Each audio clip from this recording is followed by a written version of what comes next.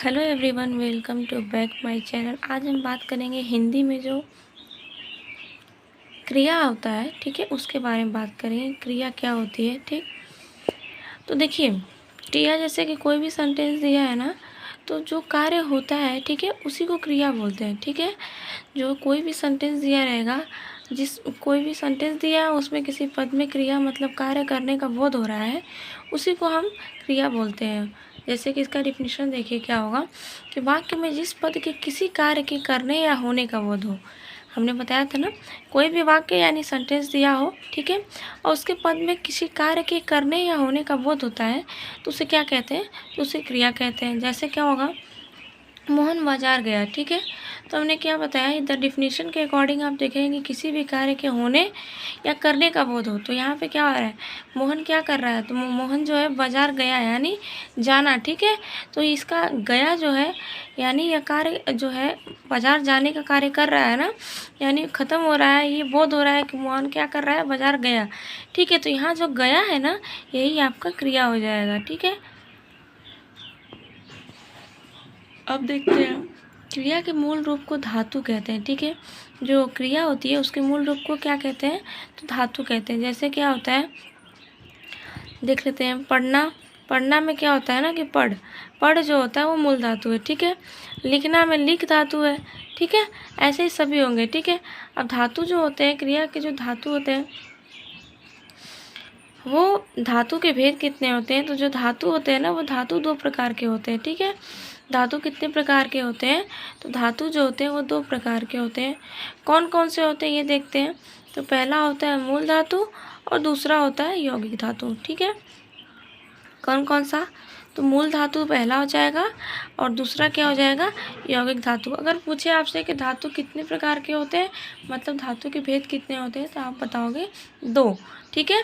हिंदी में धातु के भेद कितने होते हैं, तो दो होते हैं। कौन कौन से, तो मूल धातु और दूसरा जो होता है यौगिक धातु। अब दोनों का डिफिनीशन देख लेते हैं। पहले हम बात करते हैं मूल धातु की। तो जो मूल धातु होता है ना, वो क्या होता है, ये स्वतंत्र होते हैं, ठीक है। जो मूल धातु होते हैं ये स्वतंत्र होते हैं। अब कौन कौन सा होता है मूल धातु में देखते हैं, ठीक है। लिख, ठीक है। लिख जो होता है ये मूल धातु है, लिख से ही बना होता है, लिख से बना होता है लिखना, ठीक है। जा है, ठीक है। जा से बनता है जाना, पढ़ से बनता है पढ़ना, खेल से बनता है खेलना आदि। जैसे कि जो मूल शब्द होता है उसी में कुछ न कुछ जोड़ कर बनता है, ठीक है।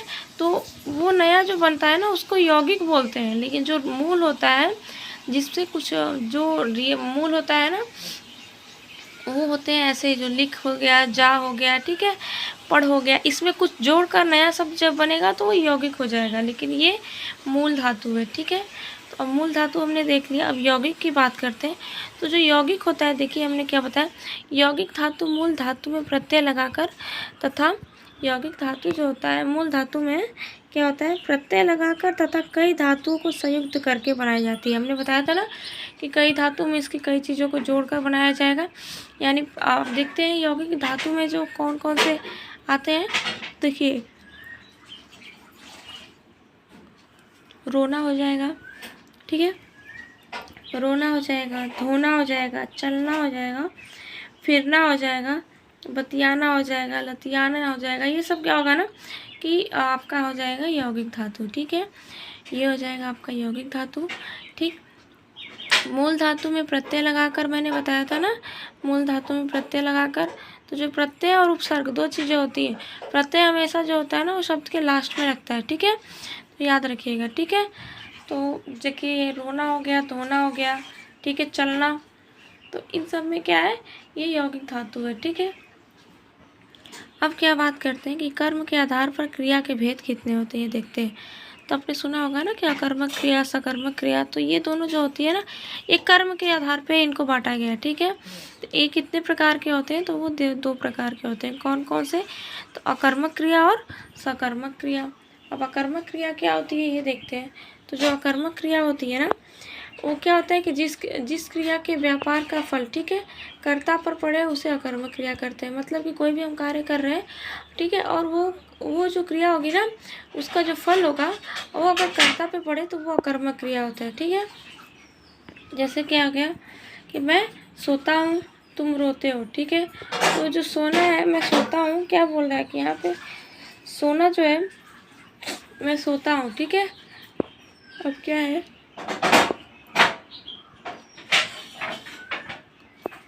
यहाँ डिफिनीशन के अकॉर्डिंग कि अगर कोई क्रिया दी हुई है और उसका जो क्या होगा कि जो व्यापार मतलब कि क्या हो गया, व्यवहार होगा यहाँ पे, ठीक है।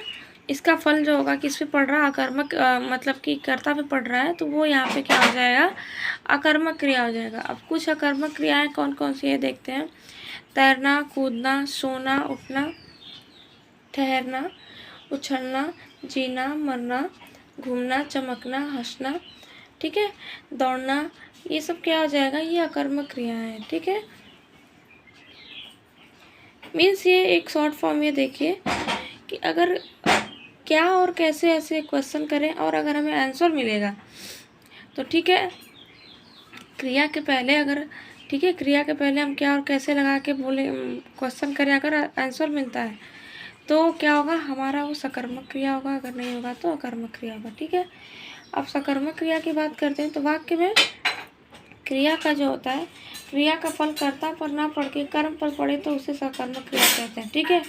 तो राम आम खाता है, ठीक है।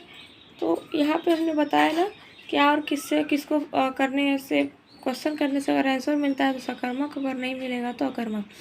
तो यहाँ एग्जाम्पल दिया है कि राम आम खाता है, ठीक है। तो यहाँ पे क्रिया क्या है, ठीक है, क्या क्रिया क्या है, खाना, ठीक है। तो हम जब भी क्या और किसको का प्रयोग करेंगे तो क्रिया के पहले प्रयोग करेंगे, ठीक है।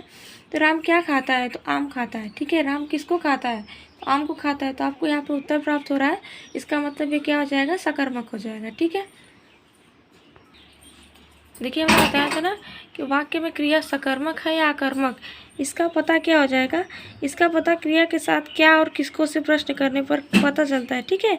यदि जवाब मिले तो सकर्मक और नहीं मिले तो अकर्मक। हमने पहले ही बता दिया था कि अगर कोई भी सेंटेंस दे रखा है उसमें क्या करेंगे, क्या और किसको से प्रश्न करेंगे, और ये प्रश्न क्या और किसको का प्रयोग कहाँ होगा, क्रिया के पहले लगा कर ही करना है, ठीक है। क्रिया के पहले ही लगा के करना है। अगर आंसर मिलेगा तो आपका सकर्मक, और अगर नहीं मिलता है तो वो अकर्मक हो जाएगा, ठीक है। अब ये हो गया आपका सकर्मक और क्रिया या सकर्मक और अकर्मक की पहचान, ठीक है, कैसे करना है, ये बात याद रखिएगा। ज़्यादातर इससे आप सारे क्वेश्चन कर ले जाएंगे, ठीक है। तो मिलेंगे नेक्स्ट वीडियो में, तब तक के लिए thank you so much, bye bye.